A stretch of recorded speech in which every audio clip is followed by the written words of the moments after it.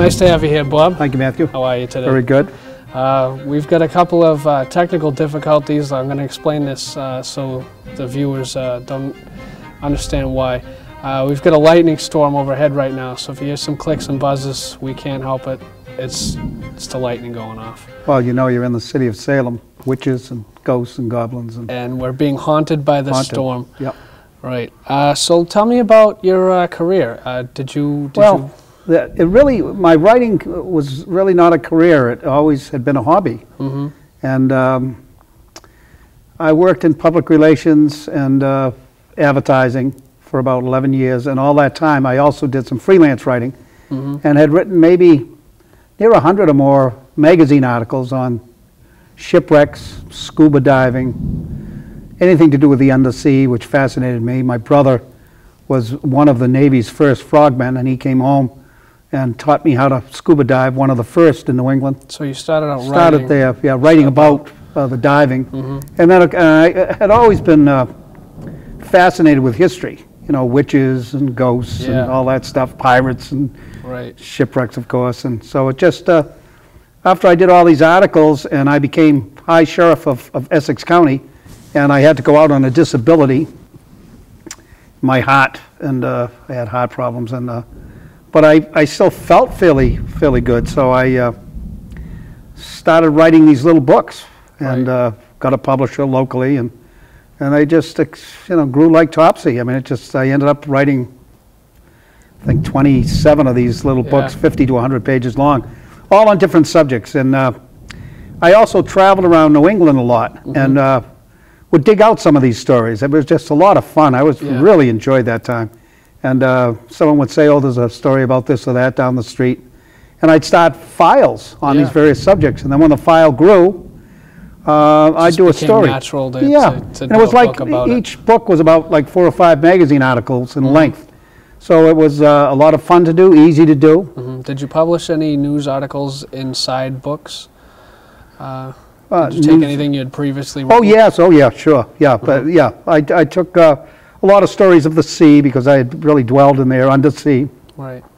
And yeah, I kind of combined the new and the old, and tried to cover as best I could all the areas of New England. You know, if there was a good story in a certain area about ships or whatever, I wouldn't try to stay in one area. I'd try to get out. Try to get a vast. The only one that really although Horrors of Salem's Witch Dungeon was basically about the witch dungeon in Salem, but all the others really were just everything in New England.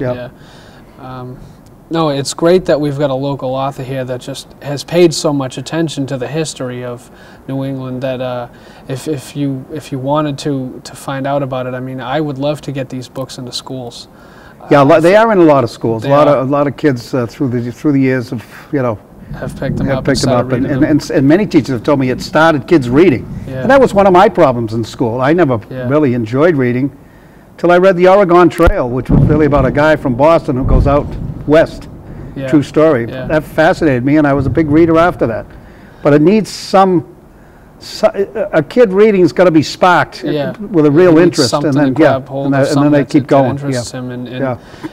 You've got in this book here, for example, the Viking and Indian Wars. Yeah, that was fun.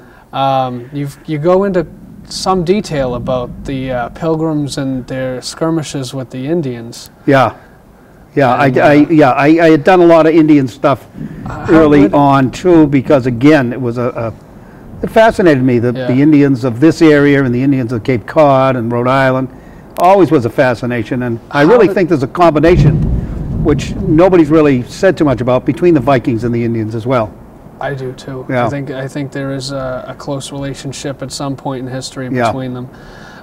Between the Viking words being integrated into the Indian languages, and certain things like that, certain structures that the Indians built. Yeah, absolutely. And the Vikings in their books, and they were great keepers of the sagas. So they talk about the Indians and describe what they look like and what they use for weapons. Yeah. And that gives you a pretty good insight into just exactly in the early days, real early days, who these Indians were, and basically where the Vikings landed. And that was one of the reasons I wrote this book. That's because, a greatly debated topic. And I really take umbrage with the great historian there. What the hell's his name? Samuel Elliot Morrison. Yeah, I meant to ask you, in Ancient Mysteries. Yeah, I give him hell. You do. You needle him a little bit. Yeah, because he said... It's like you say a couple of things directly to him. Well, yeah, and I use his own words. I mean, he says and wrote that there were no white settlers in America before Columbus. Right. Baloney. It is. Absolute baloney. And the fact that he wouldn't even open himself to that and the facts were there then. Yeah, you know, it wasn't like this information wasn't there, but he considered all these archaeologists who were discovering all this new stuff, including Salem, New Hampshire, Mystery Hill. Or he tried to make that guy look like a fool. And, that's actually where I picked up your first book. Well, this is your first book to me. Oh yeah, that was quite a ways along for me. This is the and I can't even say 18. that this is book number 18. Yeah. That's an accomplishment. Really the guy who prompted this book was Jim Woodall, who's dead now, died a few years ago, who was the head of the Early Sites Research Society of Rowley, and he was a maverick archaeologist, and he kept finding new evidence that the tower in Newport was not built by Benedict Arnold's grandfather, but in fact was there much earlier, and there's pretty good evidence to this. Between the runes that are inscripted on it that may have been the measurements they used to build it, and he got all involved with the Sinclairs and the Templar Knights and all that. And all that information, and it was fascinating to me, and I joined their society, and then I realized no one's writing about this stuff. Yeah. You know, and the archaeologists are very jealous of each other, so they don't tell each other. They don't tell each other much. No. No one wants to share anything. So I finally sat Woodall down for a day in his chair in his house, which is a museum in itself. Yeah.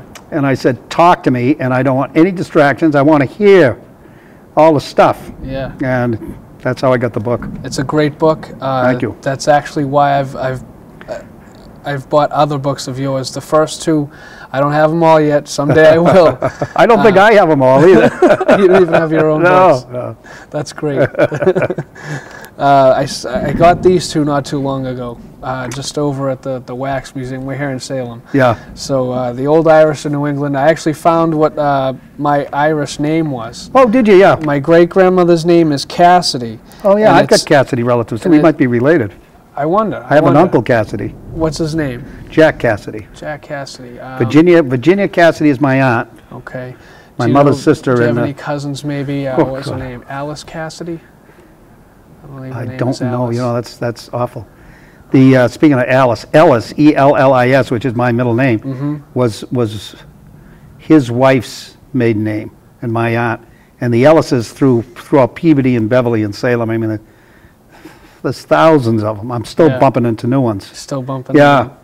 So they're all over the place. My Irish friend Patrick, he found his name in here. They spell it different now. Oh, well, they did. You know, when Americans, I mean, when Irish came over, if they didn't pronounce it right, it was spelled all which ways. Yeah. You know, there's a million ways to spell almost every name. But there's a connection with the Irish and the Indians too. I think if you the archaeologists are beginning to find that out now. I believe there was even a little bit of something about that in the sagas too. The Viking sagas. There's definitely a connection, and you know the rock houses that they build, the dolmens. Yes. are definitely the ones that you'll find over in Dingle. So I mean, they're Ireland. So that there's a connection, and in the writings they're finding not only Ogham but some of the other Irish old Gaelic writings that are here. You know, Gungywamp, Connecticut. For Gungywamp is a great example. Yeah. I'm still battling the artist down there, Wagner, great Indian historian and artist.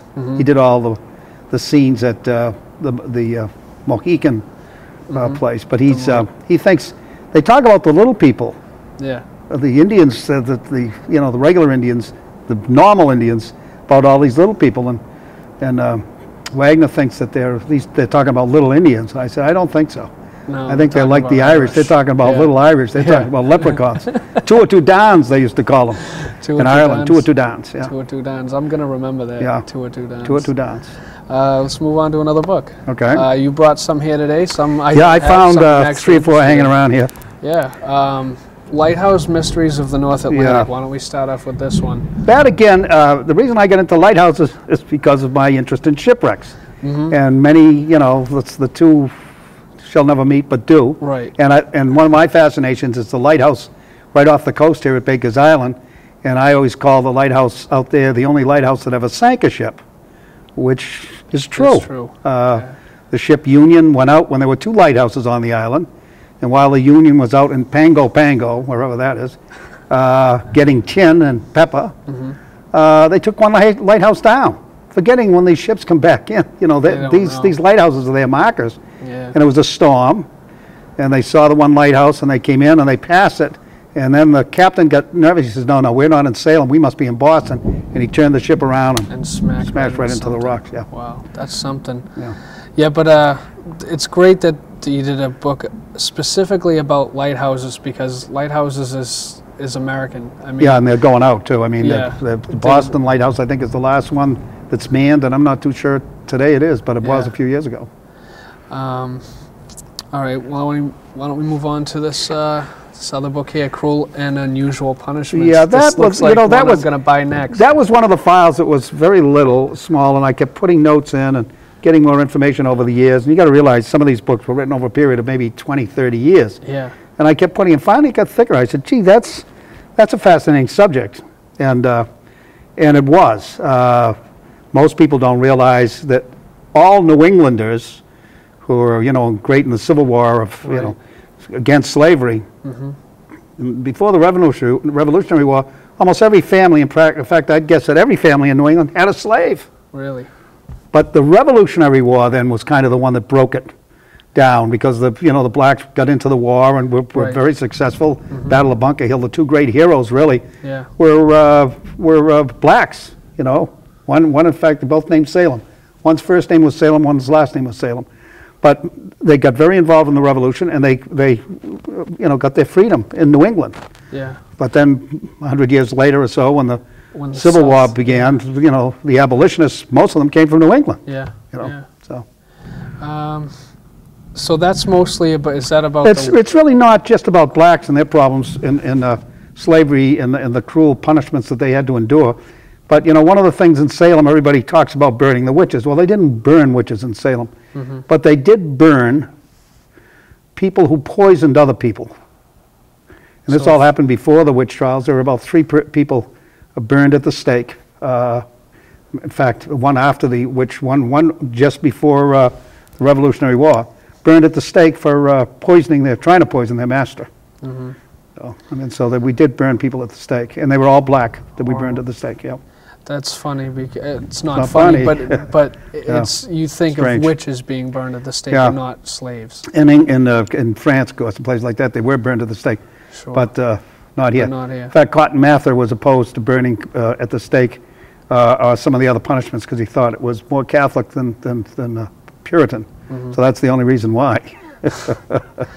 Those pilgrims. That's funny. I don't know. What's this one about? Mountain Madness. Mountain Madness I truly enjoy that. My wife owns a cabin up in Mount Kearsarge in New Hampshire. There's 2 Mount Kearsarges. I bring that out in the book. New Hampshire has 2 Mount Kearsarges, which certainly confuse me. Confuse people. But she has a cabin up there. Her father left her, which was falling down. I mean, and if a mouse was seen in my house when I lived in Salem, I lived in an old 1807 house, I mean, there was panic. The kids would panic, she'd panic. You go up to this little cabin in the woods, well, there were colonies of mice. Didn't bother them a bit. Bears roamed the woods. They could care less. Their whole personalities changed once they get up in the mountain. So basically, that prompted me to write Mountain Madness. And I had a very good friend. In fact, he's a producer, a movie producer, Vic Pisano. And I was telling him I was doing a book on Mountain Madness and trying to dig out stories out of the mountains. He said, I got a great story for you. And he told me this story about this old woman who came from Connecticut, but her sons brought her up to New Hampshire for vacation on a snowmobile. But she refused to ride the snowmobile. But they went out snowmobiling and got lost. And they left her in the cabin without any matches. And she froze to death. And on the way home, they put her, only because she had frozen in a sitting position, so they had to put her on the snowmobile, which she feared greatly, but she, of course, was dead. And they brought her back to Connecticut, and they stopped at a little beer joint on the way, and when they came out, Grandma was gone. Someone stole the snowmobile with Grandma on it. They never knew what happened to her. So, it's the joke up in North Conway that, people at night hear the sound of the ghostly snowmobile and old Grandma going through the mountains in her snowmobile. Yeah. That's ridiculous. Yeah. North Conway, that's right next to Madison. I don't know where Madison is, but North Conway is great. Oh, good living up there. My grandmother had a cottage up there about 5-6 years ago. The mountains. People. A lot of people have never been up to the mountains. Right. And you go up to Twin Mountains and some of these other places, it's like a different world altogether. Yes. And the stories up there are tremendous. Great stories. Great storytellers up there, too. So that's what that book's about. That's a great... Plus, I was hired one time by the Appalachian Mountain Club to do a story about the mountain club and about the hikers, yeah. So I used part of that in this book, too, yeah. Great, great. This one I saved for last because things that go bump in the night. We are in the middle of a lightning storm, and that's what's on the cover. A guy named Doogie Russell took that. That's of the two Misery Islands, Little and Big Misery off Salem Harbor. And what a shot. Lightning hitting both islands. That's a great shot, but But the funny thing about this book... Things do go bump in the night. Yeah, and what are they? Tell us what goes bump in the night. We're dying There are some stories in there, and most of the ones that other people had told me. But I had saved in a separate file things that just didn't fit. Stories about ghosts, or stories about witches, or stories about unusual things. And it grew to this size, and I wrote the story. I had to go searching out a few, not Dudleytown, what is the little town? I forget the name of the town. But I called the police chief and interviewed some of the people over the phone because I needed one more story in here. The Delicate Demon of Dover. In Dover, Massachusetts, there was a story, well, at that point it was only 10 years old or so, but that they saw a great firsthand, sightings of this creature that came out of like a pond, and it wasn't aggressive, but it was white, and it was long arms with like 3 fingers. It's almost like the figures you see of people from outer space, but this thing came out of the water, out of a fountain, and kids saw it, and then you think, well, they were kids. But then the police, I talked to him, he says, I saw it, it was real. I talked to the principal of the school, yes, it was real. Talked to the kids who are now grown up, absolutely it was real, we saw it. And it really is a frightening, I wrote it like it's kind of a funny story, but it was a frightening story to them. To them. And I got a call. I can almost feel the fright relating it to me now. It's like... I was a sheriff at the time. No, I wasn't. I had already retired. But I got a call from a sheriff out in Arizona. He was out in the middle of nowhere in the desert. And he called me every name of the book. I said, well, what's the matter? He says, I'm here alone. And I just read your story about the Delicate Demon of Dover. And he says, I'm frightened to death. And I laughed. I said, that was supposed to be a funny story. It's a true story. Yeah. But I wrote it saying, this is funny. Because this funny little creature was scaring the hell out of the whole town. And the poor, whatever this creature was, was frightened itself. So. No kidding. Oh, so I mean, there's stories like that, and a great story about the Haskell, the ship out of Salem that was haunted by the crew of a Gloucester vessel that sank it in a storm, and more than one person saw a ghost too. They'd come up at night and they'd fish off the side of the boat. It was, I mean, they're great, great stories that would have been lost otherwise. Yeah, So, yeah. Well, thanks a lot for writing all these books and my keeping pleasure. our history alive, Yeah. and funny things like that, the three-fingered demon that'll pop out of a lake. And the delicate demon of Dover. Well, thank you, man. I enjoy because, as you can see, I love all these stories and this stuff. Absolutely. I'm now writing about some of my experiences as sheriff and growing up in World War II. Do we have as a any kid. more books to look forward Yeah, to? but these are big books. Though. These are 300-plus pages, and Okay. the sheriff book called "The Wayward Sheriffs of Which County" will be out in September, and then the next book called "The Balloon Tree: True Stories About Kids Growing Up Around Here in World War II." You know, everybody left and left us alone. We were like, 9, 10, 11, 12, and we took over the, the home towns. front. Yeah. So that's another 300-plus story. So That's great, and we'll be able to get those books and these other books. well, this is from Old Saltbox, which is out of Danvers, Mass, and I am now talking about them with possible distribution of the Wayward Sheriffs of Which County. But I'll be going through Amazon and Barnes and Noble. Yeah. Great. Yeah, I've been looking for your books in Barnes and Noble, but the only place you can find them is here in Salem. Well, they should be in Amazon. I mean, I don't have any control over it, but I think they're in Amazon and some of the Barnes and Noble and some of them. Check it out. Just recently, yeah, they do. I think just recently they went into them. So for now, people can order these books at oldsaltbox.com. I think so. See, I have nothing to do with it. I've kind of this is like stuff that's done in the past. You just do the writing. I don't even do that for them anymore. Here it is, www.oldsaltbox.com, and you can find the 27 printed books by Robert Ellis Cahill, correct? Right. All right. It's great being able to sit down with you. Well, it's good sitting down. I enjoyed it, yeah. Thank you so much for giving us the opportunity to speak with you, and good luck. Thank you. And I'm heading back south to Florida. Yes, where it's nice and warm. I understand you had a busy schedule and a lot of stuff going on. Thank you for taking time out. My pleasure. And thank you for getting us. Okay, thanks, Nathan. Thanks a lot, Bob. Thank you very much. All right, you have yourself a good one. Yeah. And we'll.